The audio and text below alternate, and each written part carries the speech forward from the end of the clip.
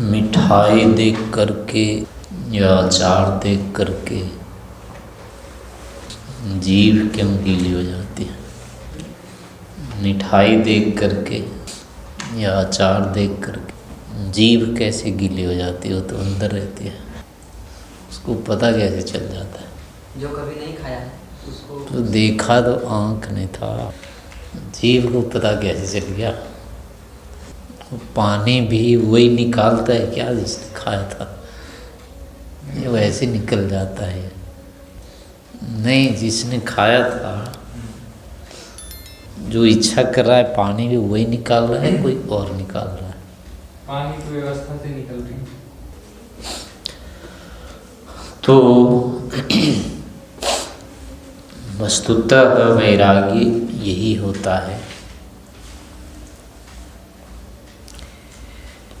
अपने पास वो सारी की सारी क्या है, स्थितियां हैं जिनके द्वारा हम वैराग्य को प्राप्त कर सकते हैं। यह कोई असंभव स्थिति नहीं है, हर किसी के पास ये स्थिति उपलब्ध होती है। इसके साधन जो भी हैं वो उपलब्ध रहते हैं, सदा ही रहते हैं। फिर भी जो वह तत्व ज्ञान है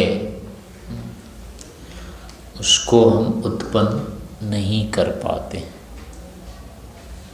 साधन होते हुए भी, संभव होते हुए भी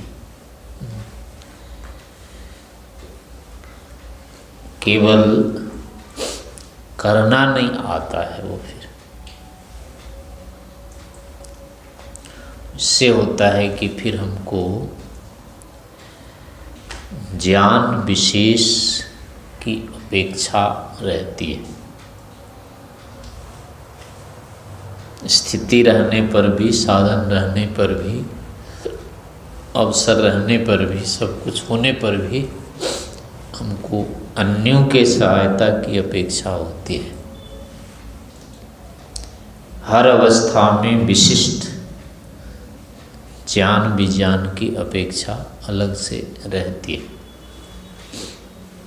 उसके बिना हमारा कार्य नहीं होता है।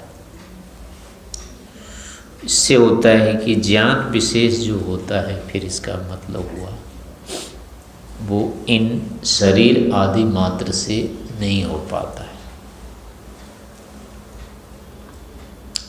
उस ज्ञान का कोई अन्य और आश्रय होना चाहिए,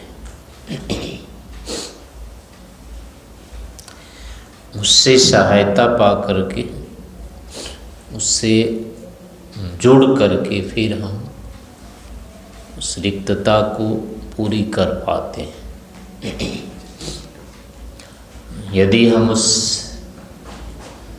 ज्ञान के आश्रय विशेष से नहीं जुड़ सकते तो हमारी वो ज्ञान की जो है रिक्तता पूरी नहीं होती है। तो ऐसे ही ये अपने शरीर के साथ है। आँख है, नाक है, कान है, ये सारे के सारे सब ज्ञान के साधन हैं। आपस में अलग अलग हैं, ये बाहर से दिखता है। एक दूसरे के विषय को एक दूसरे नहीं पकड़ पाते हैं, ये भी सबके सामने है, साधारण बात है। आँख से कभी भी रस का ज्ञान संभव नहीं है। कोई भी अंधा व्यक्ति हाथ में रसगुल्ला लेकर के नहीं बता सकता ये काले वाला है, ये भूरा वाला है, ये श्वेत वाला है, नहीं बता सकता है। ऐसे ही आँख बंद होने पर हाथ में कुछ लेकर के हम उसके रूप को जैसे नहीं बताते, ऐसे दूर से उसी मिठाई को देख करके या दृश्य को देख करके उसमें और भी रस होते हैं, गंध होता है, होती है, और भी गुण होते हैं, लेकिन उसका ज्ञान हमको नहीं होता है। आँख से किसी के रस को नहीं पकड़ सकते। यदि पकड़ में आ जाते तो क्या होता? आँख से अगर मिठास पकड़ में आ जाती फिर क्या होता? फिर कोई दुकान नहीं खुलती, कोई खरीदता ही नहीं, ना कोई बनाता। फिर छिपा के रखते या तो सारे दिखा तो सकते नहीं थे। कितने सारे व्यवहार बंद हो जाते हैं, मतलब अलग अलग इंद्रियों के अलग अलग बहुत सारे विशिष्ट कार्य हैं, उनसे इनकी पृथकता सिद्ध होती है।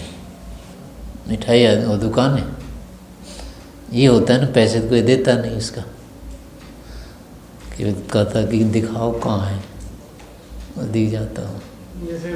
नहीं, रूप वाली चीज़ें में भी वैसे पैसे दे करके देखते हैं, इन उतने भाग को देखते हैं जितना नहीं दिखता है बिना पैसे के। नहीं, उतने का नहीं होता है, प्रत्येक वस्तु में नहीं होता। हाँ, मतलब जिसमें पैसे लगते हैं वो तो बंद रखते हैं ना, वो घुसने नहीं देते वहाँ, तो पैसे पहले लेते हैं फिर घुसने देते हैं। ऐसे ही यानी मिठास का भी अगर हो जाता, यानी एक इंद्रिय कोई न कोई तो गुण खोलना ही पड़ता, दिखाने के लिए कुछ भाग तो दिखाना पड़ता ही है ना उसका, शेष भाग पीछे रखते हैं। नहीं, वही होता है ना कि अगर रूप वाले में जितना रस था वो उसके साथ ही आ जाता। नहीं, वो तो एक के साथ पांचों हो जाते ना, एक इंद्रिय से कुछ भी पकड़ में आ जाता तो शेष उसके जितने चार भाग थे वो भी आ जाते फिर तो। अब उसकी क्या होती मात्रा विशेष, थोड़ी मोड़ी तो बचती ना, कि थोड़ी ही आती नहीं, थोड़ी मोड़ी बच जाती, वह अधिकतम आ जाती। एक गन्ना मान लो देख लेते तो अब कितना सारा काम हो जाता।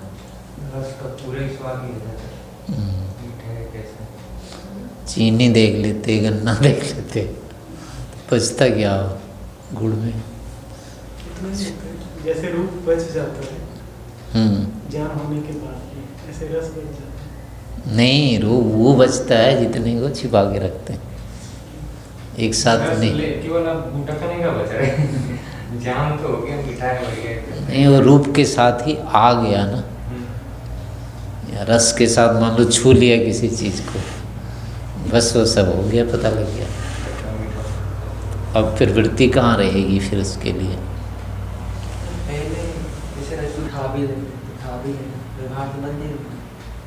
तो उसमें वही कारण और रहता है कि जो ज्ञान हुआ और जो सुख हुआ वो उसके बाद बंद हो जाता है, और उसी सुख की अपेक्षा बच जाती है अभी, इसलिए उसकी आवृत्ति करनी पड़ती है। तो वो, लेकिन ये अपने को पता नहीं होता है कि ढूंढ क्या रहे हैं हम। नहीं, जिस सुख को ढूंढ रहे होते हैं उस सुख के लिए ही इतनी आवृत्तियां कर रहे होते हैं, पर ये नहीं पता होता है कि हम उसी सुख को ढूंढ रहे हैं। वो सुख तो रहता नहीं है और ढूंढते रहते हैं कि वही है अभी, तो भूल जाने के कारण से फिर से उसमें प्रवृत्ति हो जाती है। अगर भूलते नहीं ना तो दोबारा प्रवृत्ति नहीं होती। जिस विषय का ज्ञान एक बार निश्चयात्मक रूप में हो जाता है उसके लिए दोबारा प्रवृत्ति नहीं होती है। प्रवृत्तियां केवल वहीं होती है जहाँ पर वो ज्ञान अभी हुआ नहीं या निश्चयात्मक नहीं हुआ। तो निश्चय जब तक नहीं होता है तब तक प्रवृत्ति रहती है, कुतूहल रहता है। तो इस कारण से वो सुख बंद हो जाता है, और ये सुख हुआ था बंद हो गया ये ज्ञान नहीं रहता है। किसी भी चीज़ को देखते हुए सुख हो रहा होता है, लेकिन सुख होने का ज्ञान नहीं होता है। सुख के स्वरूप का स्वरूपता सुख नहीं जात होता है। ये है सुख और ये हो रहा है हमको, ऐसा ज्ञान होता है कभी? लड्डू खाते हैं या कुछ खाते हैं उससे सुख हो रहा होता है, तो उस सुख के लिए लड्डू खा रहे होते हैं, लेकिन वो सुख नहीं वहाँ ज्ञात हो रहा होता है। यही कारण है कि लड्डू खाते जाते हैं। अगर ये पता लग जाता ना इस सुख के लिए खा रहे हैं, फिर तो छोड़ देते, सुख को पकड़ लेते। नहीं पकड़ में आता तो छोड़ देते, फिर कोई बात नहीं। अभी लड्डू की भ्रांति से सुख को खा रहे होते हैं, ये सुख की भ्रांति से लड्डू को निगल रहे होते हैं, ये सुख है। तो लड्डू ही सुख है ये मान के करते रहते हैं।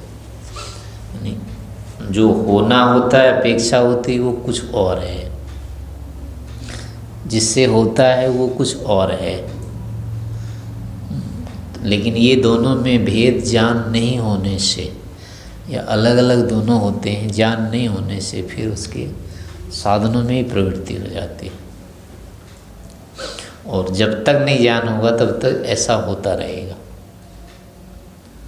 तो यहाँ पर भी ऐसे होता है कि उस रूप को हमने देखा, उस रूप को देखने के बाद कब हमने उसकी स्मृति उठाई, उस स्मृति के आधार पर कब हमने उसको प्रयोजन बनाया, और फिर कब हम प्रवृत्त हो गए, ये जो क्रम होता है भीतर, ये नहीं जानते हैं। रूप देखने के बाद वस्तु को स्मरण करते हैं। फिर वो जो आया था ना, यम सुखम लब्धवान तदर्थम पुनः प्रवर्तते, अभी आई थी पंक्ति, नहीं ध्यान है। जिस सुख को एक बार प्राप्त किया है, सुख के साधन को, उसी को दिखने पर दोबारा फिर प्रवृत्ति हो जाती है उसके लिए। तो अब यहाँ पर जो हो रही है इसलिए हो रही है कि इसको देखने के बाद अब हम भीतर क्या क्या करते हैं, पुनः उससे जुड़ने के लिए उतना ज्ञान नहीं होता है। अगर ये होता है कि हमने इतना इतना किया, इसको देखा था, फिर यहाँ किया था, फिर हम दोहरा रहे हैं उसी को, ऐसा यदि होता है तो फिर नहीं दोहराते उसको। पता लग गया होता इतना ही होता है, लेकिन ये नहीं पता हो रहा है कि इतने होता है, यही फिर हो जाएगा, दोबारा ऐसा ही होगा, ये ज्ञान नहीं होता है। नहीं होने के कारण फिर अपना उसको सोचने लगते हैं तो नई चीज़ कुछ है, पहले तो था ही नहीं ऐसा कुछ, अब हो जाएगा। इस कारण से फिर ये प्रवृत्ति होती रहती है। रस आदि जो निकलते हैं जीव में, कैसे कैसे हम निकाल लेते हैं इसको, ये नहीं जानते हैं। नहीं जानने के कारण फिर उसमें प्रवृत्त होते रहते हैं। इसमें व्यवस्था तो है, लेकिन फिर भी उसकी चाबी रहती है अपने पास। यानी बहुत कोई आपत्ति वाली स्थिति हो और फिर दिख गया अचार, तब नहीं आएगा पानी।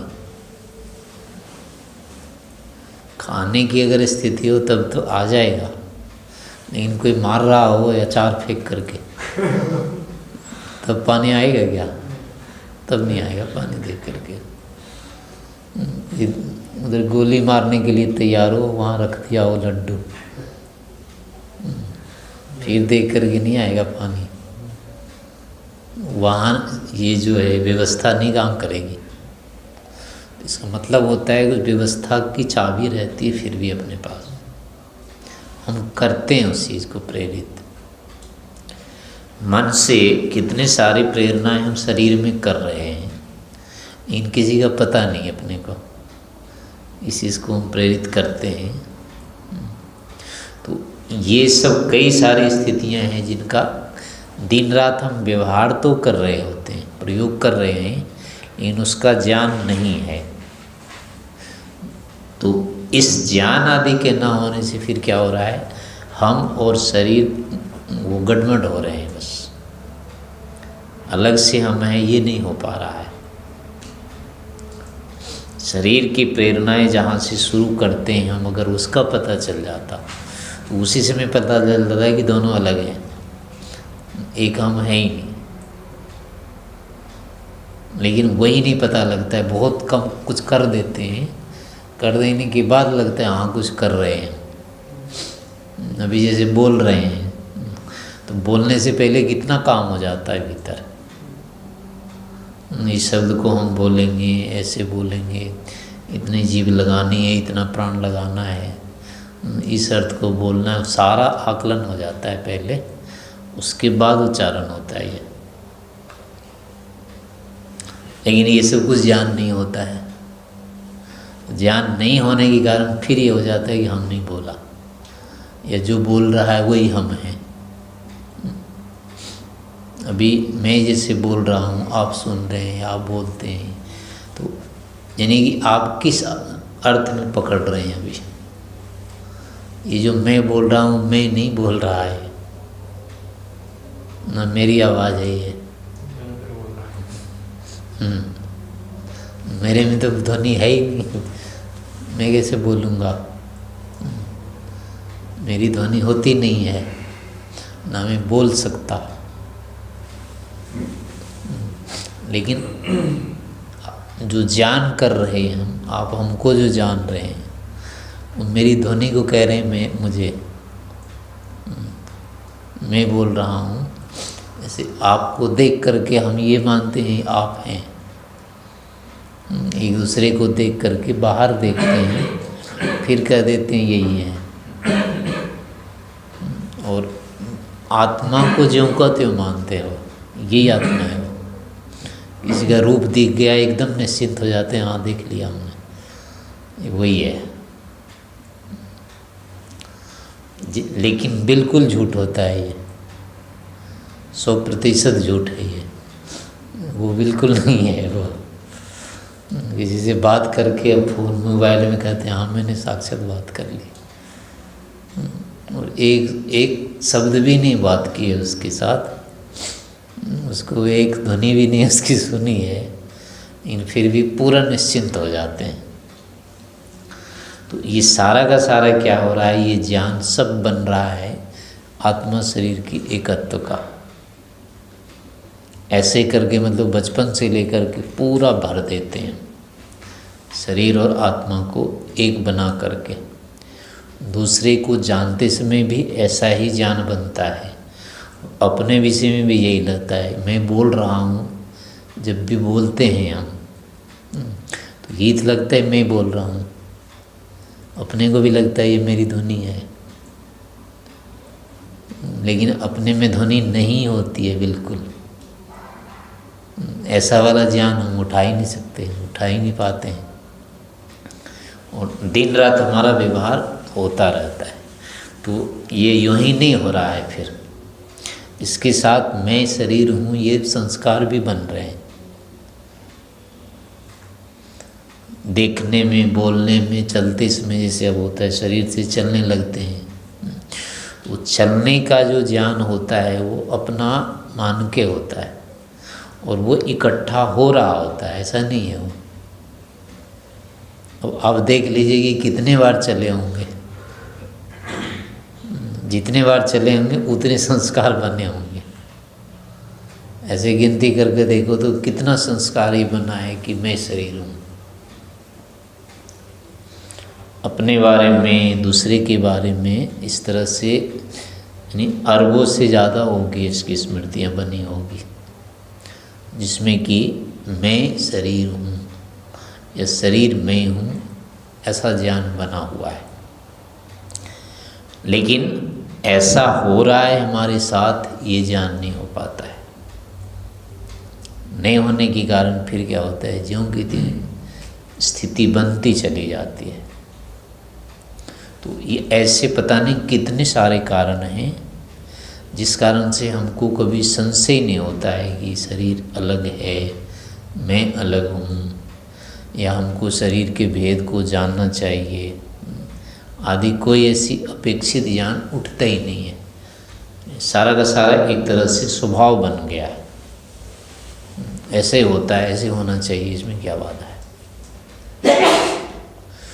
इस कारण से फिर क्या होता है कि अब हमको जानना आवश्यक है, ये संकल्प करना होगा बस।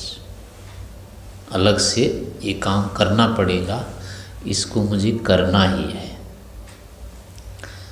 नया संकल्प नहीं लेते, नया जान नहीं लेते हैं, तो जैसी प्रवृत्तियाँ हो रही है उसी ढंग की होती चली जाएगी, उसमें कभी अंतर आएगा नहीं। और अंतर लाने के लिए फिर यही होगा, पसीना बहाना पड़ेगा, यानी उल्टा चलना पड़ेगा, क्योंकि इन्हीं परिस्थितियों का विरोध करना होता है और कुछ करना नहीं है। इसलिए जितना भी ज्ञान होता है या वैराग्य होता है वो करना होता है, वो एक संघर्ष की स्थिति बनती है। तो इसलिए जो तत्व ज्ञान करना है वो स्वाभाविक नहीं रहेगा, हर समय वो नैमित्तिक ही रहेगा। कभी भी सरलता से हो रहा है ये ऐसा नहीं होगा।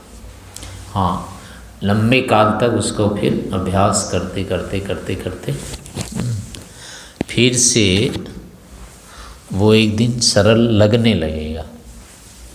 जैसे यहाँ के कार्यों में कई बार करते करते वही सरल हो जाता है। पहले हम किसी पुस्तक को पढ़ते हैं बहुत कठिन लगती हो, फिर 2 बार 3 बार पढ़ने पर वो सरल हो जाती है। तो ऐसे बाकी क्षेत्रों में या बाकी विषयों के ज्ञानों में भी यही होता है। तो अपनी पृथकता को जानने के लिए भी सामान्य रूप से स्वाभाविक स्थिति नहीं आएगी, पहले संघर्ष वाली ही स्थिति होगी। और उसको संघर्ष लेकिन करना होगा हमें, ऐसा मान के ही करना पड़ेगा। और ऐसा मानते हैं तो फिर क्या होता है, इसके जो भी हेतु हैं, जो भी साधन है, वो बाहर से नहीं ज़रूरत पड़ती है, सब जगह होते हैं।